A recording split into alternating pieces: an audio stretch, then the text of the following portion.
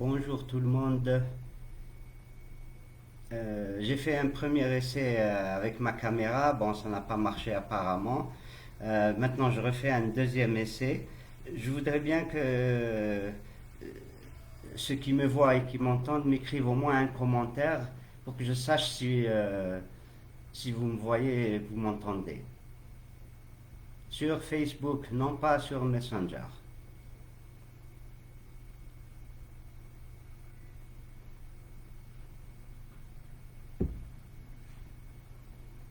Ah, apparemment, je ne sais pas.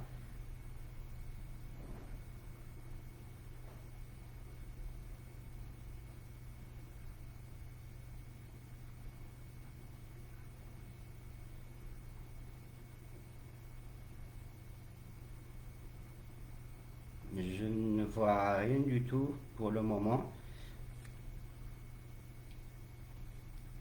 Ah, d'accord. Allez, ça commence. Très bien. Aïla, Camilla, Camilla. Donc,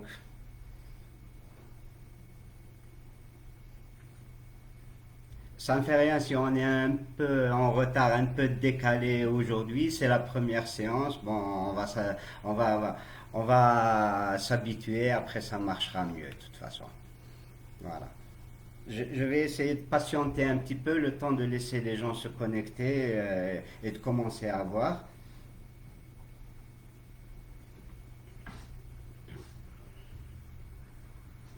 Et ensuite, on va attaquer notre première séance de révision donc, du module de biologie animale générale de première année. Voilà. Bon, pour un petit rappel, juste pour perdre un peu de temps, donc on avait commencé, on avait fait 4 à 5 séances donc, de cours à l'amphi, hein, donc pour toutes les sections. Et ensuite, malheureusement, donc il y a eu le, le coronavirus qui est venu, tout arrêter, etc. Donc, euh, en plus du polycopier que je vous avais donné au début du semestre, donc la plupart l'avaient avec eux, donc ça c'était le cours presque complet, hein, enfin, sans ce que j'explique bien sûr à l'amphi, ce que je vous dessine, etc. etc. Ensuite, je vous ai mis le cours donc, sur la plateforme e-learning donc, de l'université de Bourges. Donc, si vous allez à la faculté de SNVSTU, vous allez le trouver. Et dernièrement, il y a une dizaine ou une quinzaine de jours, j'ai mis un résumé du complet du module de biologie animale, toujours donc sur le site de l'université de Bourges, donc aussi accessible si vous allez à la faculté SNVSTU. Vous regardez résumé des cours, première année, vous allez trouver donc le résumé du cours de biologie animale. Voilà, c'est juste un résumé. Vous avez le polycopier aussi qui est complet. Dommage qu'on n'a pas pu terminer donc les séances de cours à cause de la maladie. J'espère donc que vous pourrez au moins comprendre. Alors, je vais vous faire une sorte de révision du cours, donc les points qui sont les plus importants. Vous allez vous aider bien sûr du cours que je vous ai donné. Vous avez aussi bien sûr la possibilité de vous documenter sur Internet, etc. pour approfondir vos connaissances. Donc, pour mes étudiants, donc si vous vous rappelez, ceux qui ont assisté au cours, avant de commencer donc le module qui comporte essentiellement de l'embryologie, j'avais fait déjà une séance concernant un petit peu la reproduction en général. Donc, la reproduction, bien sûr, et ensuite, on avait commencé le premier chapitre de l'embryologie, c'était la reproduction chez le mâle, avec la spermatogénèse. Puis, on a fait la reproduction chez la femelle, plus l'ovogénèse. Ensuite, on avait vu la fécondation Et je pense que pour certains, on avait commencé la segmentation, c'est-à-dire le début du développement embryonnaire.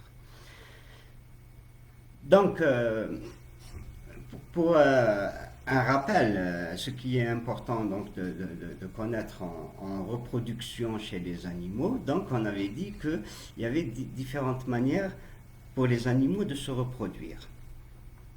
D'abord, certains animaux vont se reproduire de manière asexuée, c'est-à-dire sans l'intervention du sexe mâle ou femelle.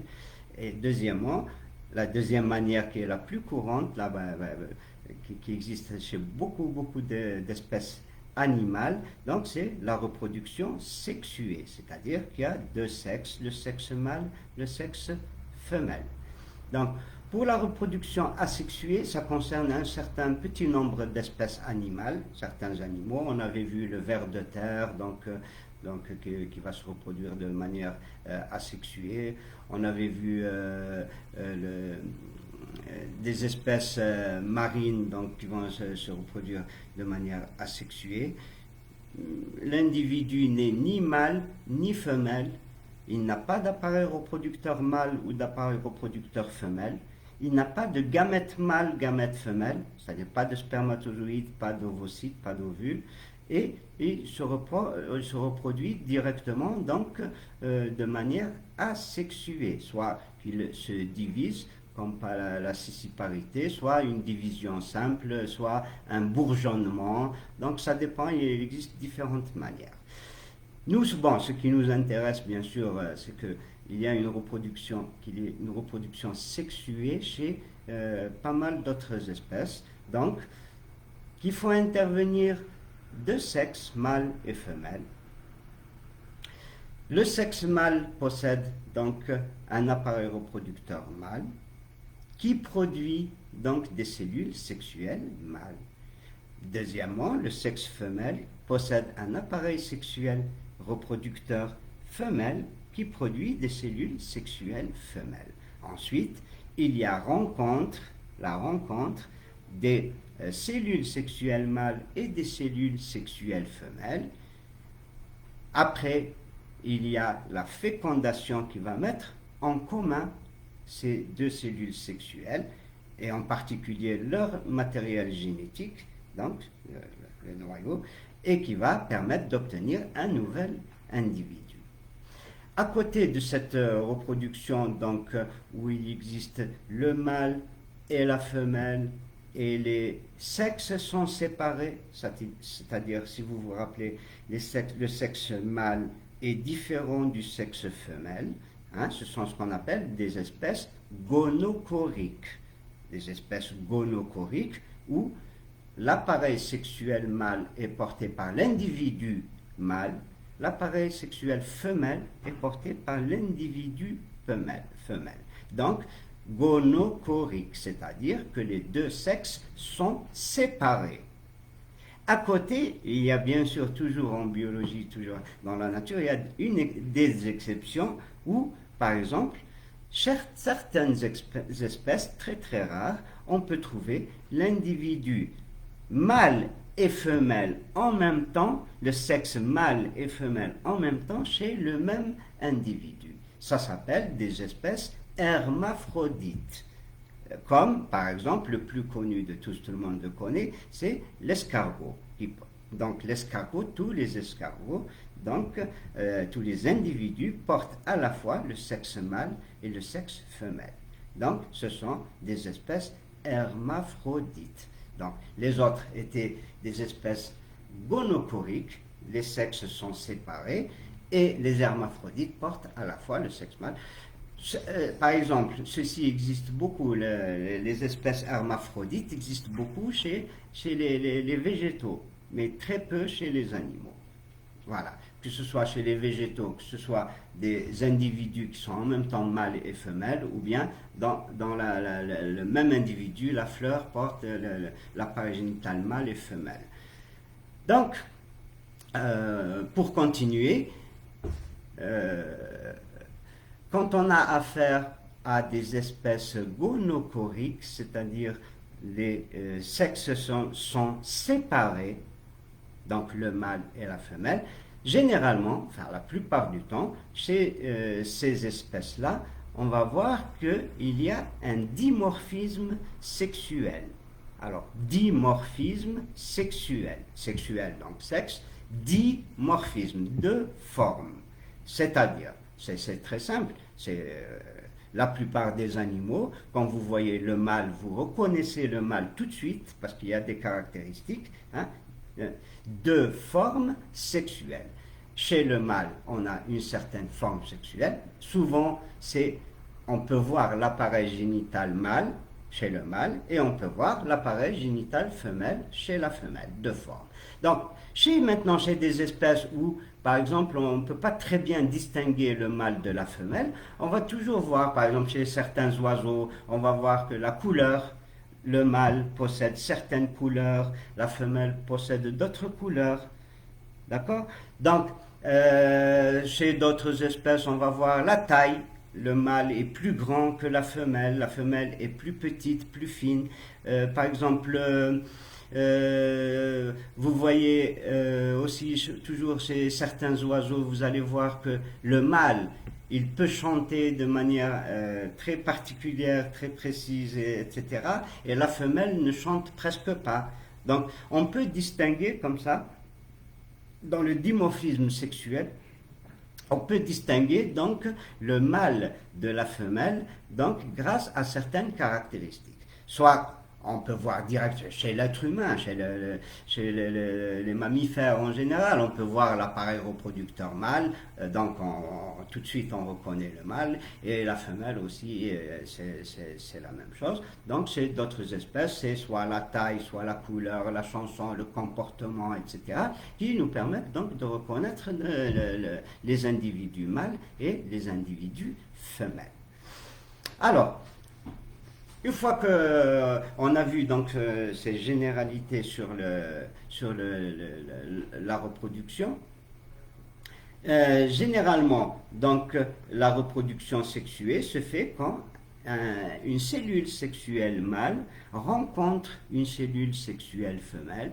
Ils mettent en commun leur matériel génétique et à ce moment-là, qu'est-ce qui se passe? Il y a un phénomène qu'on appelle la fécondation, qui redonne un individu qui est diploïde à 2 N chromosomes, puisqu'on sait que les cellules reproductrices possèdent N chromosomes. Donc, N sont apportés par le mâle, par la cellule sexuelle mâle, l'autre N est apporté par la cellule sexuelle femelle, et la rencontre des deux redonne un œuf, ce qu'on appelle un œuf, un zygote, à 2 N chromosomes, qui va montrer le départ donc du développement du nouvel individu qui va naître. Donc là, c'est le retour à la diploïdie. Il existe des cas extrêmement particuliers où, par exemple, chez des espèces donc, qui sont à reproduction sexuée, ou parfois, donc dans des cas exceptionnels, chez des espèces très exceptionnelles, où on n'a pas besoin du mâle ou de la femelle, où par exemple un seul individu, donc soit la femelle, ou 2 cellules sexuelles du même sexe vont donner un nouvel individu, un enfant, comme vous voulez, un petit. Ce phénomène s'appelle la parthénogénèse. Parthénogénèse, où il y a 2 cellules sexuelles du même sexe qui vont donner un nouvel individu. Mais ceci, bien sûr, est très rare et très particulier. Voilà. Donc ça, c'est toujours dans les généralités. Maintenant, quand on a une reproduction sexuée, que les sexes sont séparés, donc c'est le cas de la plupart des animaux, donc on a des espèces gonochoriques, bien sûr, on a dit que souvent ça présente un dimorphisme sexuel, donc ils sont différents, le mâle et la femelle sont différents.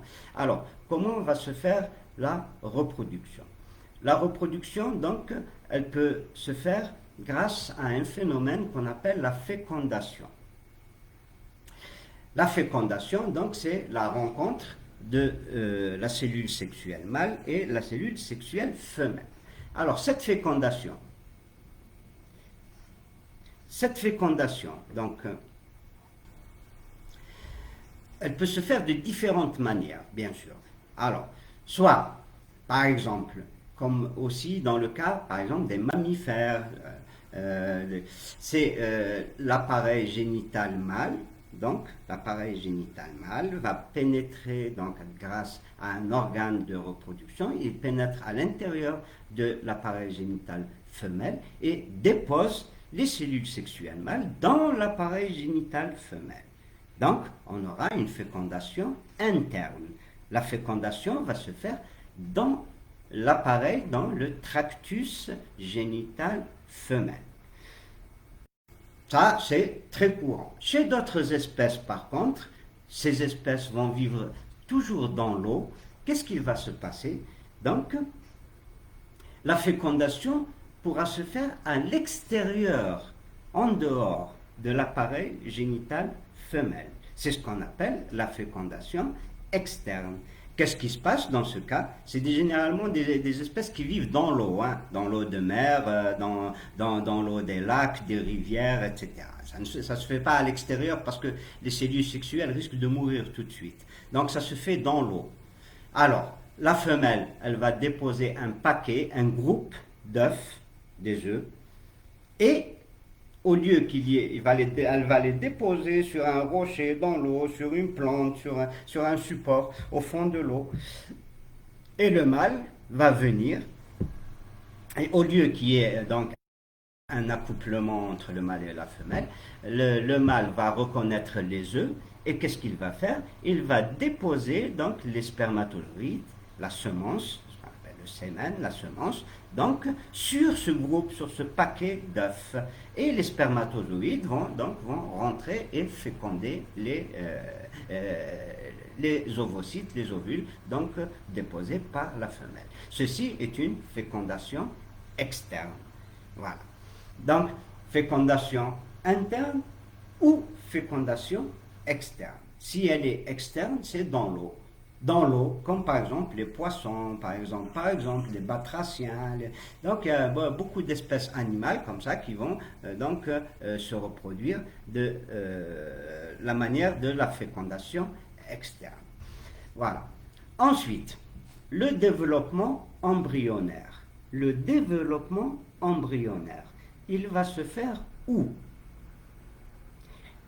Ici aussi, il y a plusieurs possibilités. Le développement embryonnaire, donc, va se faire aussi de différentes manières, puisqu'on a la fécondation soit interne, soit externe.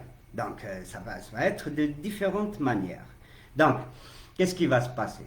Supposons que c'est le cas d'un mammifère, comme l'homme, la vache, le cheval, le mouton, etc., etc. Donc le mâle féconde la femelle dans les voies génitales femelles, dans l'appareil génital femelle, et le développement embryonnaire va se faire à l'intérieur des voies génitales femelles. Donc, fécondation interne et développement embryonnaire interne. Donc, c'est le premier cas. Maintenant, si je prends par exemple les oiseaux, le poulet, le coq, la poule, là aussi, la fécondation va être interne. Bien sûr, il y a un rapport sexuel entre l'appareil, entre le mâle et la femelle. D'accord? Donc, la fécondation va se faire à l'intérieur de l'appareil génital femelle, mais la poule, qu'est-ce qu'elle fait? Une fois que son œuf est fécondé, elle va pondre l'œuf. Elle va pondre l'œuf à l'extérieur. Et le développement embryonnaire va se faire à l'extérieur de l'appareil génital femelle, mais dans un œuf. Donc, ça, c'est des espèces qui sont ovipares. Ovipare qui veut dire œuf. Donc, contrairement aux mammifères, je vous ai pris l'exemple de l'homme, de la vache, ce sont des espèces vivipares, donc où le développement se fait donc directement dans l'appareil génital femelle, bien sûr. Après, on verra dans la suite du cours, on verra que l'embryon n'est pas laissé comme ça à lui-même. Il va avoir ce qu'on appelle des annexes embryonnaires, le placenta, le cordon ombilical, etc., qui vont participer à son développement. Donc, les espèces vivipares, donc le petit va se développer à l'intérieur de l'appareil génital femelle. Les espèces ovipares, ovi qui veut dire œuf, donc qui vont pondre des œufs. Donc la reproduction, donc la fécondation va être interne, mais le développement embryonnaire va être externe, puisqu'il se passe dans un œuf, donc à l'extérieur de l'appareil génital femelle. Donc, qu'est-ce qu'il faut? Il y a une condition, c'est que cet œuf, l'œuf, il doit comporter tous les éléments qui peuvent permettre le développement de l'embryon. S'il manque quelque chose, qu'est-ce qui se passe? Le développement de l'embryon ne peut pas se faire. Donc, un œuf, c'est quelque chose de très spécial parce qu'il contient tous les éléments pour permettre tout le développement de l'embryon, parce que l'œuf est loin de la mère, il est à l'extérieur de la mère, elle ne peut plus rien lui donner par la suite. Elle ne peut pas l'aider à continuer à faire son développement s'il y a un problème, etc., etc. Donc, troisièmement, il existe un autre type qui combine un peu les deux. C'est les ovovivipares. Alors, qu'est-ce qui se passe dans les ovovivipares? La fécondation est interne, donc le mâle doit s'accoupler à la femelle et faire une fécondation interne. Dans l'organisme maternel, il y aura un œuf fécondé qui est prêt à se développer, mais au lieu que ce soit comme les oiseaux, que la femelle va pondre l'œuf, non, cet œuf va rester à l'intérieur de l'appareil génital femelle. Donc, au moment où le petit, après le développement, au moment où le petit va naître, il va naître un individu qui est déjà pratiquement terminé, qui a terminé son développement. Donc, c'est ovo, c'est-à-dire œuf, vivipare, c'est-à-dire vivant. Vous voyez la différence? Donc, vivipare, premièrement, rappelez-vous les mammifères, etc. Ovipare, comme les oiseaux qui pondent un œuf, etc. Et ensuite, ovovivipare. Alors, il y a un œuf, mais au lieu qu'il soit pondu à l'extérieur, l'œuf va se développer à l'intérieur de l'appareil génital femelle. Voilà. Donc, voilà, différents types. Bien sûr, après, il y a d'autres choses. Bon, ce n'est pas exactement dans le programme du module, mais il fallait qu'on en parle. Il fallait que je vous en parle, comme ça vous pouvez comprendre après par la suite quand on fait appel à certains éléments, etc. On va faire par exemple les annexes embryonnaires des oiseaux, on va faire ceci chez les mammifères, chez l'homme, etc.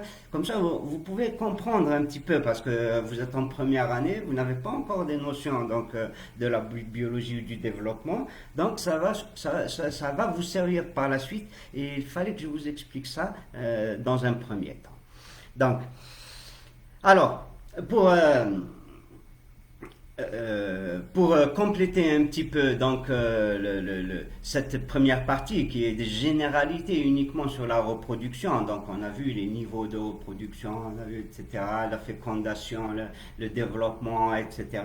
Donc, je vous avais parlé aussi de l'œuf d'oiseau qu'on connaît tous, l'œuf de la poule des oiseaux. Donc on avait fait sa description. Donc on avait vu que l'œuf était entouré par une coquille calcaire poreuse, donc qui laisse passer des gaz, etc. Et à l'intérieur de cette coquille était plaquée une membrane qu'on appelle la membrane coquillière, donc qui est très importante parce qu'elle va aussi être le lieu d'échange entre le milieu extérieur et le milieu dans lequel se développe donc l'embryon. Donc cette membrane coquillière d'un côté de l'œuf, là on l'a tous remarqué, elle va laisser un petit vide qu'on appelle la chambre à air. C'est la chambre à air. Donc il y a de l'air qui pourra se déplacer et que le petit poussin à l'intérieur, en plein développement, donc pourra utiliser les gaz de la respiration. Ensuite, qu'est-ce qu'il y a à l'intérieur de cette membrane coquillière? Donc en gros, bien sûr, il y a le blanc d'œuf, donc que tout le monde connaît, donc l'albumène, le blanc d'œuf, qui est une matière qui est très très importante pour le développement de l'embryon, puisque c'est la modification de ce blanc d'œuf par la suite qui va donner un liquide comme de l'eau, dans lequel l'embryon va se développer. Alors on remarque que ce blanc d'œuf possède deux sortes de parties qu'on appelle les chalases. Les chalases, donc, qui sont des tortillons, c'est comme des ressorts, qui permettent de garder toujours l'équilibre de l'œuf. Donc l'embryon va être toujours équilibré grâce à ce chalase. Il faut bien connaître la consistance, elle est un peu différente du blanc d'œuf. Ensuite, la chose la plus importante, bien sûr, qu'on trouve dans l'œuf, c'est le jaune d'œuf. Bien sûr, c'est ce qu'on appelle le vitellus, le jaune d'œuf, donc, qui va former une sorte de vésicule, et sur lequel on va trouver une petite partie blanche qui est l'embryon lui-même. Donc, on le remarque, quand vous faites un œuf au plat, vous le remarquez tout de suite, au-dessus du jaune, on a la tache qui est transparente, translucide, blanchâtre, c'est ça qui constitue l'embryon. Donc, en gros, voilà tous les éléments. Pourquoi est-ce que l'embryon est au-dessus du jaune? Parce que le jaune s'appelle le vitellus et il constitue les réserves nutritives grâce auxquelles l'embryon de la poule, qui a un développement d'une durée de 21 jours, donc il va se nourrir de ce jaune d'œuf, bien sûr. Ce jaune d'œuf va devenir ce qu'on appelle la vésicule vitelline, sur laquelle on va tout de suite voir, juste après, quelques heures après la fécondation et le début du développement embryonnaire, on va voir les premiers vaisseaux sanguins qui vont se former. D'ailleurs, des petits traits qui sont des vaisseaux sanguins qui vont se former et par lesquels cet embryon va commencer à aspirer les substances nutritives et toutes les substances dont il a besoin pour faire son développement, donc jusqu'à son éclosion, c'est-à-dire jusqu'à la naissance. Donc, ça, c'était la description d'un œuf. On en aura besoin par la suite, on le verra par la suite. Dans les autres cours, donc vous avez vu sur votre polycopier, vous allez avoir après le développement des oiseaux, les annexes embryonnaires des oiseaux, etc. On en aura besoin par la suite.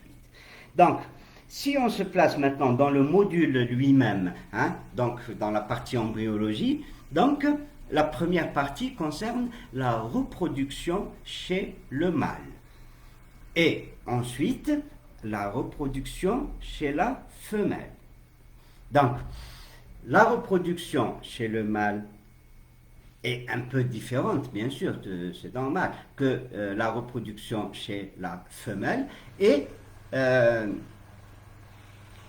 on va d'abord voir deux choses, que la reproduction chez le mâle est le résultat de deux fonctions qui se complètent, sont différentes, mais elles sont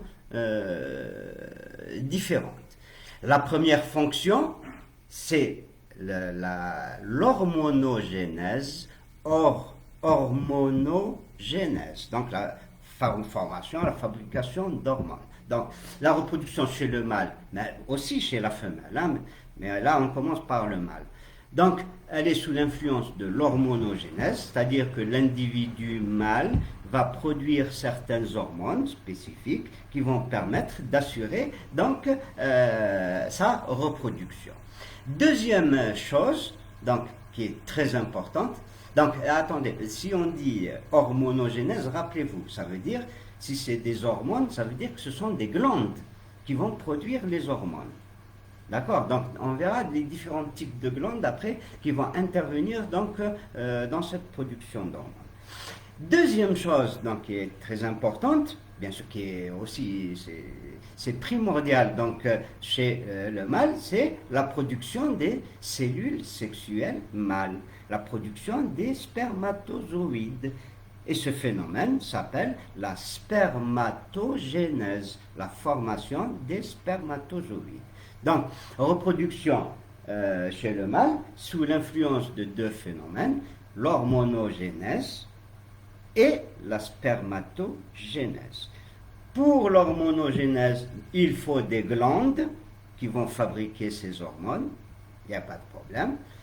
Pour les spermatozoïdes, qu'est-ce qu'il faut? Il faut aussi des glandes qui vont fabriquer des spermatozoïdes et ensuite il faut tout un appareil, des organes qui vont permettre de conduire ces spermatozoïdes, les transformer, enfin transformer leur environnement, etc. et pour qu'ils arrivent jusqu'à l'appareil génital femelle.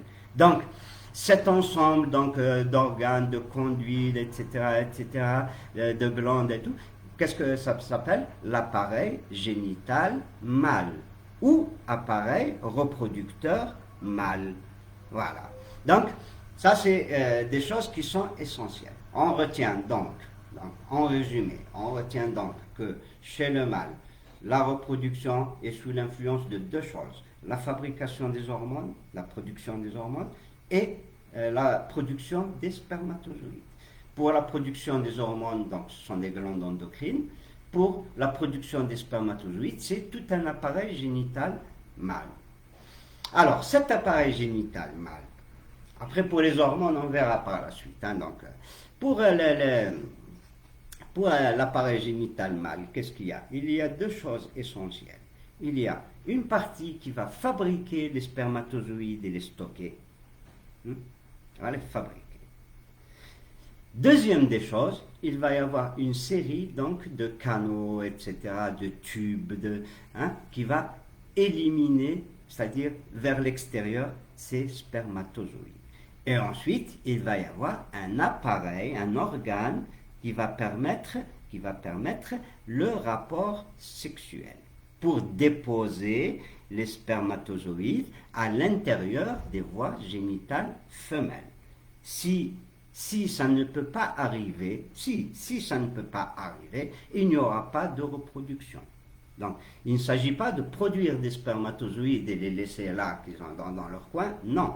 Il faut non seulement les produire, mais il faut qu'ils arrivent jusqu'à l'appareil génital femelle. Comme ça, la fécondation peut avoir lieu. Sinon, ce n'est pas possible. Voilà. Alors, dans cet appareil génital mâle, qu'est-ce qu'on observe? On observe premièrement des testicules, donc on les a déjà vus, on l'a vu en détail même, donc, mais je vous les rappelle quand même, les testicules et le tractus génital mâle. Donc, testicule, tractus génital mâle. Les testicules, donc, ce sont deux organes, paires, ovoïdes, etc. On connaît la taille de 45 mm sur 25, etc. Ils sont partagés en lobules testiculaires. Chaque lobule comporte 200 à 300 tubes séminifères, etc. Ça, on l'a déjà vu. Donc, on rappelle juste que les tubes séminifères, donc, ce sont les tubes dans lesquels justement se fait la fabrication, la genèse des spermatozoïdes. C'est-à-dire, c'est dans ces tubes séminifères que va avoir lieu la spermatogénèse. Ensuite, c'est à partir des tubes séminifères, on a une série aussi de tubes, de canaux, etc. On commence par les tubes droits, les cônes efférents, le rete testis, le canal le canal épididymaire, donc dans lequel arrivent les spermatozoïdes qui ont été formés dans les tubes séminifères et dans lequel ils vont séjourner, ils vont rester pendant un certain temps, qui peut être assez long, hein, avant d'être expulsés donc, vers l'extérieur du testicule. Alors, en plus de ces choses qui sont donc plutôt morphologiques ou histologiques, c'est que le testicule lui-même va assurer deux fonctions. Première fonction, on a dit, dans le testicule, il y a des tubes séminifères. Les tubes séminifères fabriquent donc les spermatozoïdes. Donc, ceci est une première fonction, c'est ce qu'on appelle une fonction exocrine. Donc, le testicule, il a une fonction exocrine, il se comporte comme une glande exocrine pour fabriquer les spermatozoïdes. Deuxièmement, c'est pas fini, il existe certaines cellules qui existent à l'intérieur du testicule, donc, ce sont les cellules interstitielles de Leydig, donc si vous vous rappelez, qui vont elles, avoir une autre fonction. Elles ne vont pas fabriquer les spermatozoïdes, mais elles vont fabriquer une hormone mâle qui est très importante, qui est la testostérone. Donc, si on vous pose la question, testicule est à la fois exocrine, puisqu'il fabrique les spermatozoïdes, à la fois endocrine, puisqu'il fabrique une hormone qui est la testostérone. Donc, la testostérone, bien sûr, qui va intervenir donc, dans tous les phénomènes, les mécanismes de la reproduction chez le mâle. Alors, le tractus génital mâle, maintenant, le tractus, donc on a vu les testicules, donc les deux glandes, le tractus génital mâle, tractus, tube, tuyau, donc, c'est ce qu'on appelle des voies, les voies, le chemin, la route, hein, les voies excrétrices, hein, plus les glandes annexes. Glandes annexes, c'est-à-dire c'est des glandes mais qui ne sont pas les testicules, c'est d'autres glandes qui vont être annexes, qui vont accompagner, qui sont avec, donc, et qui vont avoir, ces glandes bien sûr vont avoir des sécrétions, hein, qui vont intervenir directement dans le phénomène de la reproduction chez le mâle, en particulier dans la constitution du liquide qu'on appelle le sperme. Donc, les voies excrétrices, c'est-à-dire qui vont sortir les spermatozoïdes vers l'extérieur, plus les glandes annexes. Alors, les voies excrétrices, je vous les ai dites en partie tout à l'heure, donc les tubes droits, le rététestis, les cônes efférents, le canal épididymaire. Ensuite, on sort du testicule, on est dans le canal déférent, et enfin le canal éjaculateur, c'est-à-dire qui va éliminer les spermatozoïdes, le sperme en entier, donc dans les voies génitales femelles. Les glandes annexes, on les connaît, il y en a 3. Donc, la plus connue, c'est la prostate, très connue, les vésicules séminales et les glandes de Cooper. Ces 3 types de glandes différentes, bien sûr, chacune a un rôle particulier. Ces 3 types de glandes, donc, vont être responsables de fabriquer le liquide dans lequel vont baigner les spermatozoïdes, c'est-à-dire le sperme. Alors, tout simplement, c'est simple. On commence par la prostate. La prostate fabrique hein, un liquide qu'on appelle le liquide prostatique, tout simplement. Ensuite, les vésicules séminales fabriquent le plasma séminal, et les glandes de Cooper, ils ont une sécrétion qu'on appelle sécrétion des glandes de Cooper, qui vont augmenter le volume du sperme. Alors, ce sperme, ce liquide qui est produit par ces 3 glandes, donc prostate, vésicule séminale et glande de Cooper, va contenir donc beaucoup de substances qui vont intervenir directement donc dans la reproduction chez le mâle. Voilà comment ça va se passer. Donc, Ensuite, qu'est-ce qu'on peut dire si pour pas de hein, que on a dit que le sperme est qu'est-ce qu'il contient le sperme? Il contient des spermatozoïdes plus la sécrétion des 3 glandes annexes. Donc ça, si je vous pose des questions à l'examen, hein, bien sûr. Hein, je me rappelle, je l'avais bien montré au tableau. Donc, c'est le sperme contient des spermatozoïdes, des cellules, plus des sécrétions des 3 glandes annexes, c'est-à-dire les sécrétions de la prostate, sécrétion des vésicules séminales et sécrétion des glandes de Cooper. Voilà. Le spermatozoïde lui-même est une cellule très complexe. Elle est vraiment très complexe. C'est une cellule qui n'est pas comme les autres. Le spermatozoïde n'est pas comme les autres. Premièrement,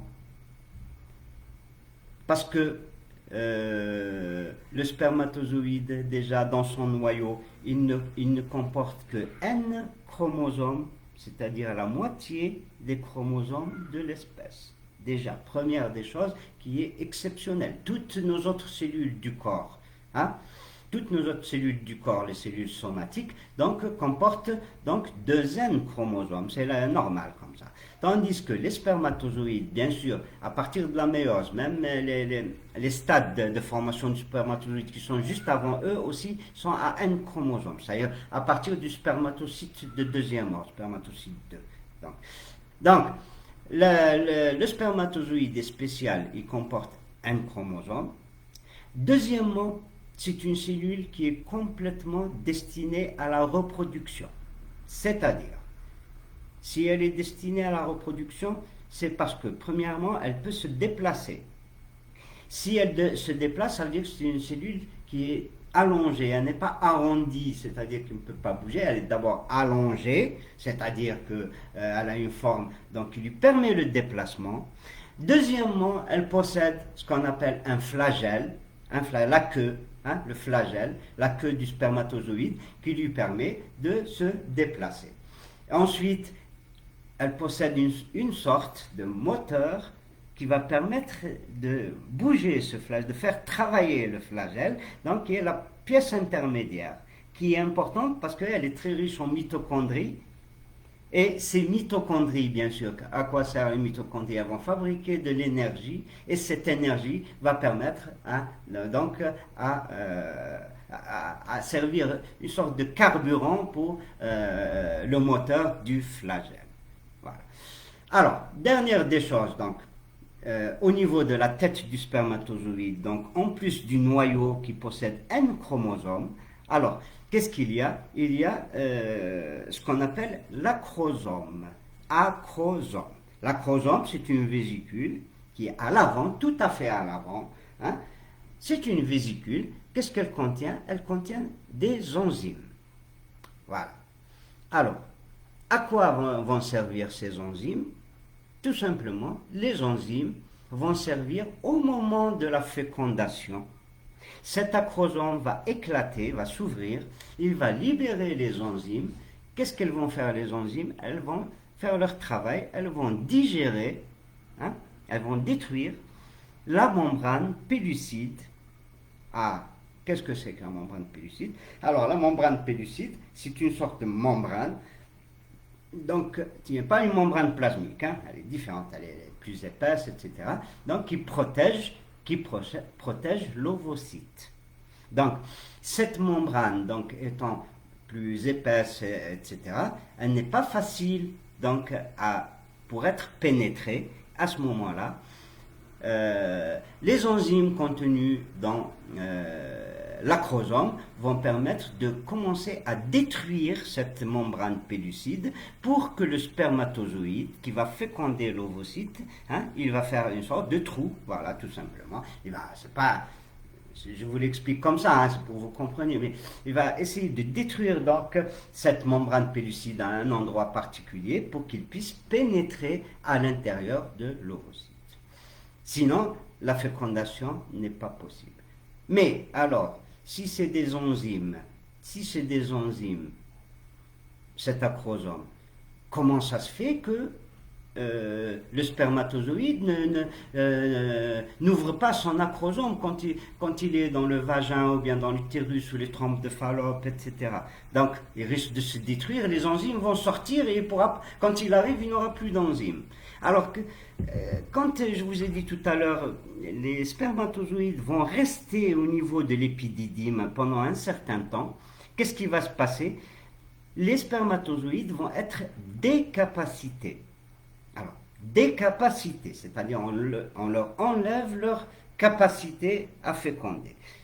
Qu'est-ce que c'est? C'est ce qu'on appelle la décapacitation des spermatozoïdes. Qu'est-ce qui se passe? Tout simplement, au niveau de la tête, là où il y a l'acrosome, au niveau de la tête du spermatozoïde, là où il y a l'acrosome, qu'est-ce qui va se passer? Il va se déposer donc un revêtement, quelque chose qui va couvrir, un revêtement glycoprotéique,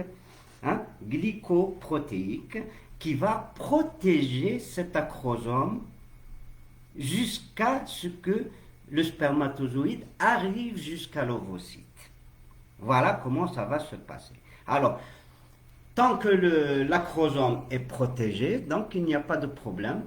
Grâce donc à ce revêtement glycoprotéique, il n'y a pas de problème et la fécondation peut avoir lieu puisque le spermatozoïde est décapacité. Alors, si vous me dites, alors s'il arrive jusqu'à l'ovocyte qu'il est protégé, donc il ne va rien se passer, il n'y aura pas de fécondation. Alors, ce qui est bien, c'est que après l'éjaculation à l'intérieur des voies génitales femelles, etc., quand le spermatozoïde remonte, donc il va traverser le col de l'utérus, les trompes de Fallope, donc quand il va remonter, qu'est-ce qu'il y a? Le spermatozoïde va être en contact avec les sécrétions de ses organes féminins et tout simplement, ce revêtement glycoprotéique va commencer à disparaître, il va se dissoudre tout simplement, doucement, il va se dissoudre, et quand il va arriver, le spermatozoïde, quand il va arriver jusqu'à l'ovocyte, sur la tête, il n'y aura plus de protection, et il pourra faire son activité, c'est-à-dire l'acrosome va s'ouvrir, les enzymes, donc qui sont bien protégées, elles vont pouvoir faire leur travail, etc. Donc ça c'est une phase essentielle donc, du développement du spermatozoïde et qui va montrer soit la réussite, soit l'échec donc de la reproduction. Alors, maintenant, la spermatogénèse. Toujours, quand on parle donc du développement chez le mâle, on a dit il y a deux phénomènes. Il y a l'hormonogénèse, la fabrication des hormones, et ensuite la gamétogénèse. Et chez le mâle, c'est la spermatogénèse. Donc, qu'est-ce qu'il y a? Il y a deux choses. Quand le jeune garçon, à la naissance, à l'enfance, etc., jusqu'à la puberté, pratiquement, il n'a pas d'activité reproductrice ou sexuelle, parce qu'il n'y a pas encore la production des spermatozoïdes, tout simplement. Pourquoi il n'y a pas de production de spermatozoïdes? Parce que, donc, dans son développement, il n'y a pas encore la production en quantité des hormones qui vont permettre cette... À l'adolescence, qu'est-ce qui se passe? Donc, la production de la testostérone, donc plutôt des hormones hypophysaires vont être activées et ils vont déclencher la production des spermatozoïdes et des hormones testiculaires. À ce moment-là, qu'est-ce qui va se passer? La testostérone va commencer à provoquer, si vous voulez, la fabrication des spermatozoïdes à partir de cellules qui étaient là bien avant. Donc, ce sont les spermatogonies souches. Elles étaient là, elles attendaient leur moment et ensuite elles vont démarrer donc dans la production des spermatozoïdes.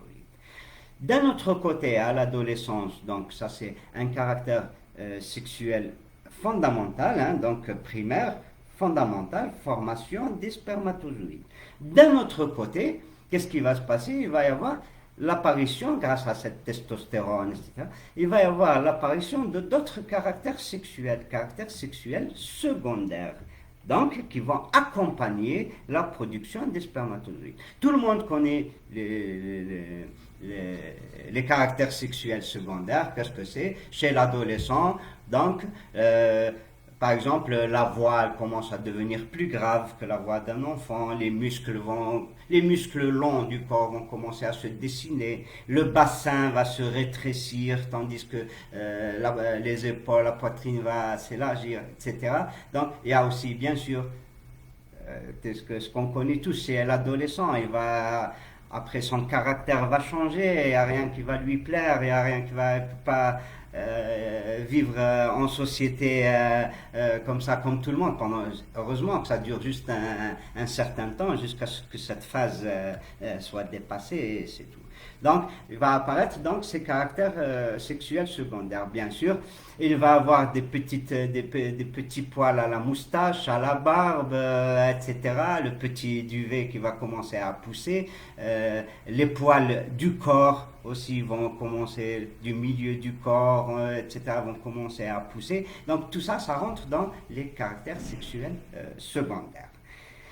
Ce qui est, par contre, le plus important, c'est qu'il va y avoir la production de spermatozoïdes.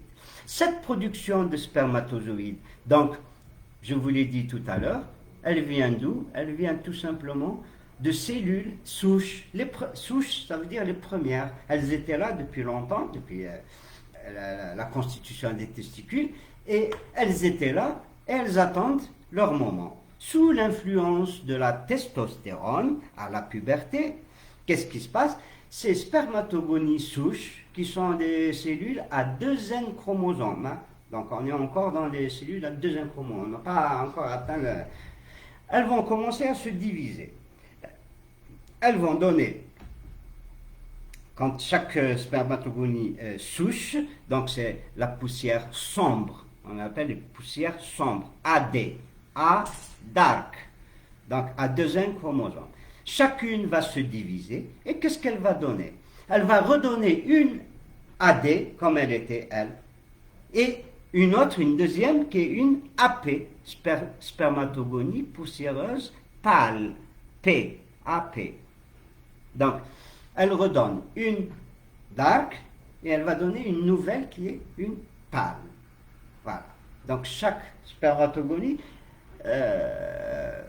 AD, donc la sombre, elle va donner 2 cellules, toujours à 2 N chromosomes, hein, il n'y a pas de...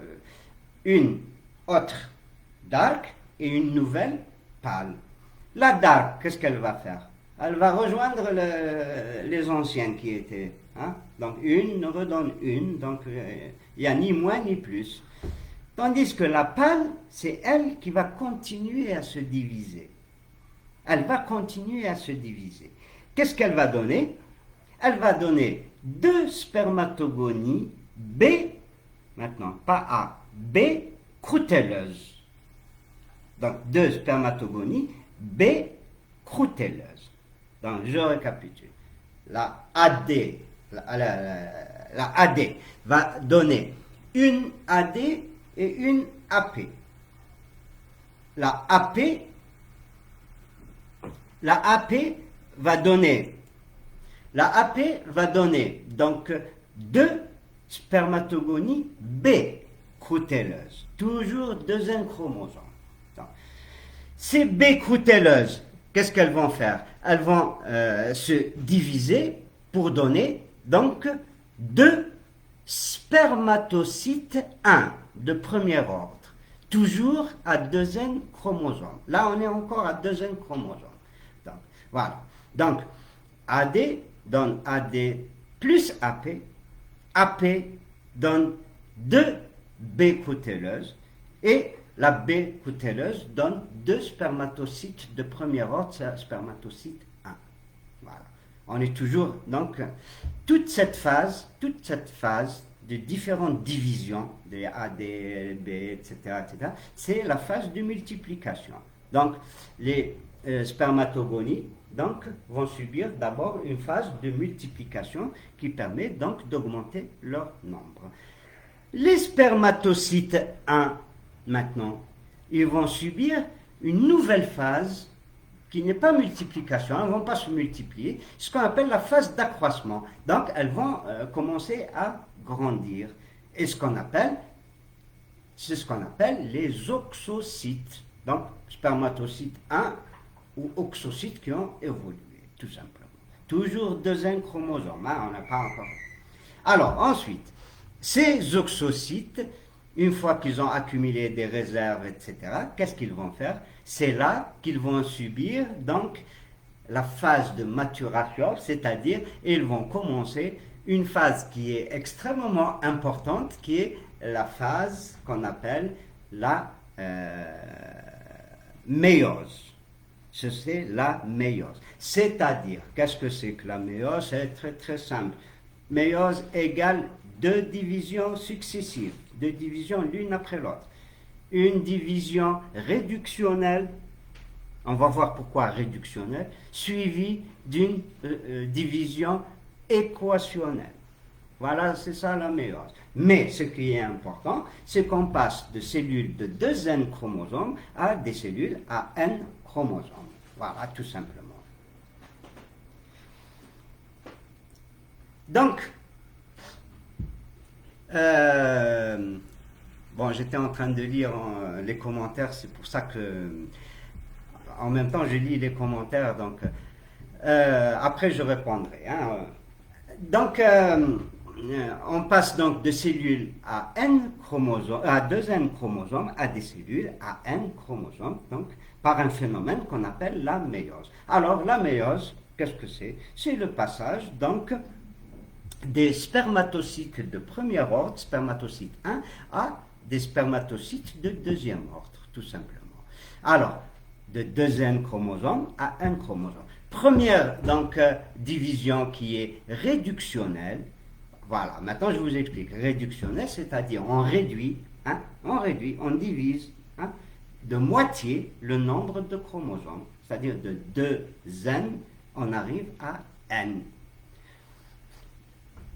De 2 N, on arrive à N. Voilà. C'est la première division de la méiose. Tout de suite après, qu'est-ce qu'on a? On a une deuxième division qui est une mitose équationnelle. Alors, équationnelle, c'est-à-dire qu'elle ne change pas le nombre de chromosomes. De N, on obtient des cellules aussi à N chromosomes. Ce n'est pas un demi-N, non. C'est de N à N. Donc, équationnelle. Et on arrive à quoi? On arrive à obtenir donc des spermatocytes de deuxième ordre, ensuite des spermatides. Spermatides. Voilà donc les deux divisions de la méiose, ce qui constitue la phase de maturation. Ensuite, ces spermatides, alors, qu'est-ce que c'est? Ce sont tout simplement des cellules rondes, arrondies. Donc, si elles sont arrondies, ce sont des cellules fixes qui ne peuvent pas se déplacer et donc qui ne peuvent pas féconder. Alors, qu'est-ce qui se passe à ce moment-là? Ces spermatides vont subir tout un phénomène. Donc, les spermatides vont subir tout un phénomène pour donner les spermatozoïdes. Celle que je vous ai décrite, allongée, avec un flagelle, un moteur, enfin, l'acrosome, etc., qui est capable de faire la fécondation. Voilà. Donc, comment se fait ce passage de la spermatide jusqu'au spermatozoïde? Par un phénomène qui est très long quand même, qui dure plus de 20 jours, qu'on appelle la spermiogénèse. On ne confond pas. C'est pas spermiogénèse, qui est la transformation de la spermatide en spermatozoïde. C'est-à-dire, on passe d'une cellule arrondie, immobile, fixe, etc., à une cellule allongée qui peut se déplacer et qui possède un acrosome qui contient donc des enzymes et qui peut faire la fécondation.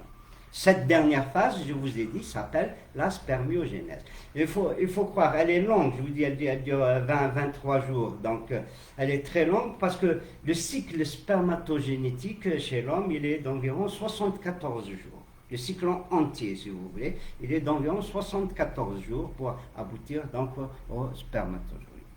Donc, voilà ce que je peux vous dire sur la spermatogénèse. Alors, un petit détail à donner, avec cette manière de se diviser des cellules, donc sexuelles mâles.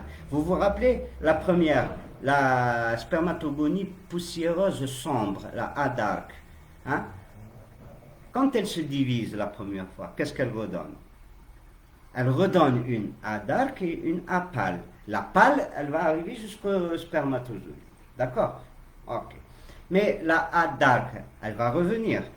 Donc, si vous voulez, si j'ai X nombre de A dark, on obtiendra toujours le même nombre. Elles ne vont pas disparaître, elles vont rester à chaque fois. Et c'est pour ça que chez le mâle, la spermatogénèse va durer jusqu'à la mort de l'individu. Elle va durer tout le temps. Même si elle diminue un petit peu, bien sûr, avec l'âge, etc.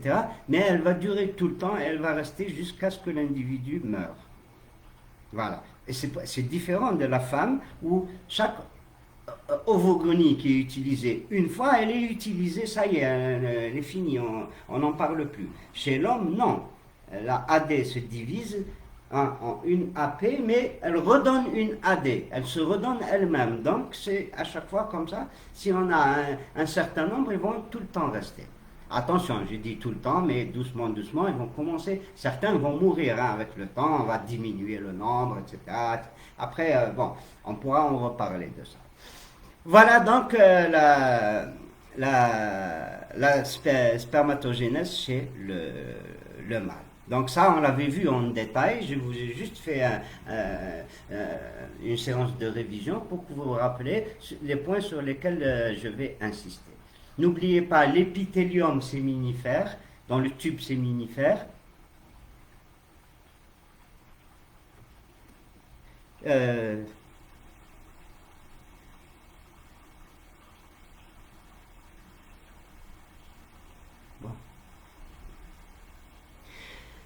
Donc, l'épithélium séminifère, donc, qu'est-ce que c'est un épithélium? C'est une coupe dans un tube séminifère.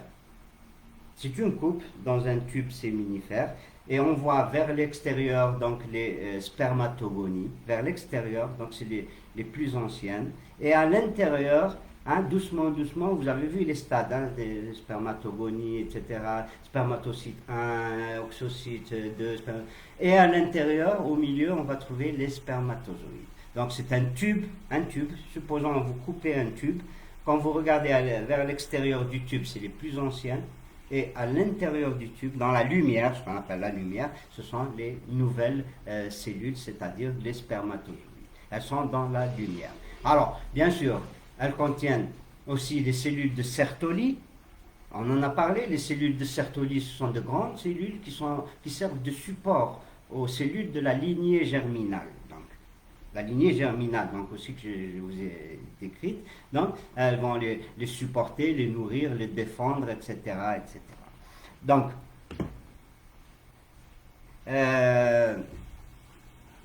et deuxième type de cellules qu'on trouve en même temps, donc toutes les cellules de la lignée germinale et des cellules donc, de Sertoli, ce sont les cellules de Leydig.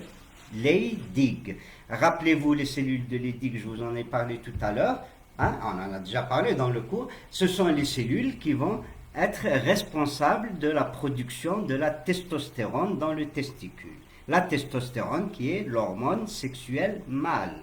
À quoi sert là? Puisque ça y est, on a la formation des spermatozoïdes, donc c'est fini, on n'a plus besoin. Non, la testostérone, elle est là parce qu'elle entretient la spermatogénèse tout le temps.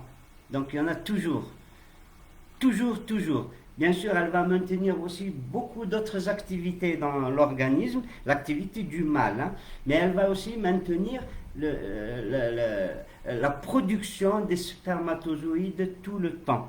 Quand un homme, pour une raison ou pour une autre, voit le taux de testostérone dans le sang, il va diminuer, etc., ça peut avoir une réaction directe sur sa production de spermatozoïdes, sa fécondité, sa fertilité, etc.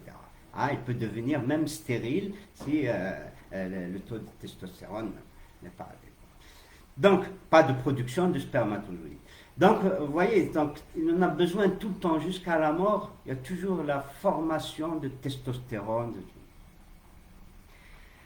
Donc, voilà, donc ça c'était pour avoir une bonne idée. Ce n'est qu'une révision, hein. Vous avez tout ça en détail et tout dans votre polycopier, etc., etc. C'est une révision. Et en même temps, je vous ai parlé des choses, hein, pour lesquelles, par exemple, un examen, je peux vous dire, il y a des choses dont je n'ai pas parlé parce qu'on n'a pas le temps, là, c'est pas un cours, hein, c'est juste une révision. Donc, on n'a pas le temps. Voilà, j'ai vu dans certains commentaires, bon, je me permets de m'arrêter un petit peu maintenant, j'ai vu dans certains commentaires, il y a des questions, il y a des gens qui posent des questions, donc je pourrais répondre par la suite, hein, bien sûr pas en même temps, c'est tout à fait normal. Je vais l'enregistrer, la vidéo. Je vais l'enregistrer comme ça, ceux qui n'ont pas assisté ou bien qui n'ont pas bien suivi peuvent reprendre tranquillement. Et ceux qui ont des questions, ils peuvent les poser et je répondrai, je vais les voir tranquillement. Et je vous dirai par exemple la prochaine vidéo, je vais répondre pas toutes, à certaines questions, mais ça dépend. Celles qui sont intéressantes, je réponds, les autres où il y a la réponse dans le cours, etc. Donc vous pouvez juste voir. Voilà. Oui, on me demande de sauvegarder la vidéo sur votre page pour réviser après. Là, je vais la sauvegarder, comme ça vous pourrez réviser après. Ok, pas de problème. Bon, qu'est-ce qu'il y a encore?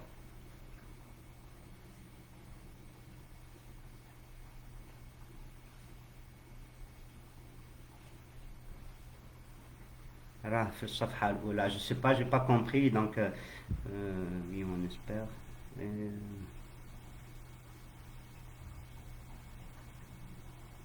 La vidéo, oui, je vais laisser.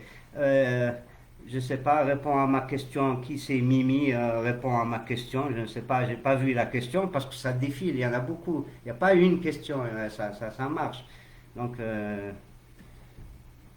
en tout cas, je vais l'enregistrer, je vais voir les questions donc, qui sont plus intéressantes, c'est-à-dire celles qui peuvent intéresser tout le monde, je vais y répondre. Il n'y a pas de problème pour ça, il n'y a aucun problème. Voilà. Bon, maintenant, je ne sais pas, est-ce que vous voyez bien, est-ce que vous entendez bien? Personne ne m'a répondu.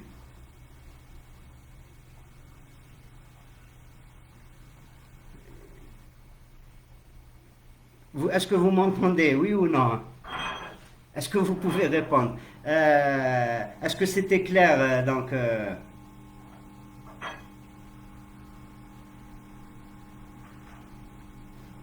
j'ai l'impression qu'il y a un décalage, mais bon, j'ai l'impression qu'il y a un petit décalage entre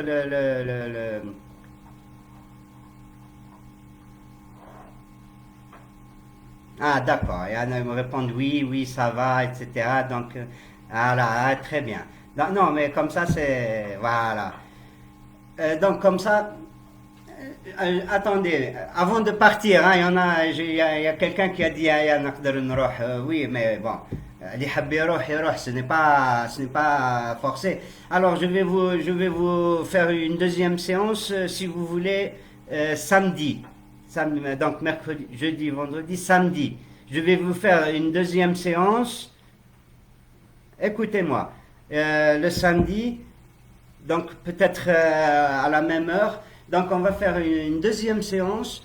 Je vais vous expliquer la reproduction chez la femelle parce que déjà c'est beaucoup plus compliqué. Alors, les résumés, on a dit, les résumés, je les ai mis, ceux qui n'ont pas entendu, je répète, ça fait rien. Alors, les résumés, ils sont sur le site de la faculté. Vous allez sur le site de la faculté, pas dans le e-learning, hein. Le site de la faculté, vous allez trouver une page où il y a les résumés des cours. Je vous ai fait un résumé de cours. Voilà. Alors, quelle heure pour samedi? Inch'Allah, samedi, on va dire à 17 heures comme aujourd'hui. Je pense que c'est la meilleure heure. Je pense que c'est la meilleure heure. Donc, je vous informe que ce sera samedi prochain à 17 heures et je vais continuer à vous expliquer la suite du cours. Et entre-temps, si vous avez des questions, si vous avez des choses, n'hésitez pas à me dire, je vais vous les expliquer. Même si je vous fais une séance questions-réponses, il n'y a pas de problème. D'accord? Voilà. Donc, s'il n'y a plus rien, je vais vous dire au revoir et je vais vous enregistrer la vidéo, comme ça vous pouvez en profiter, bien sûr. Voilà. Allez, à samedi 17 heures. Au revoir, tout le monde.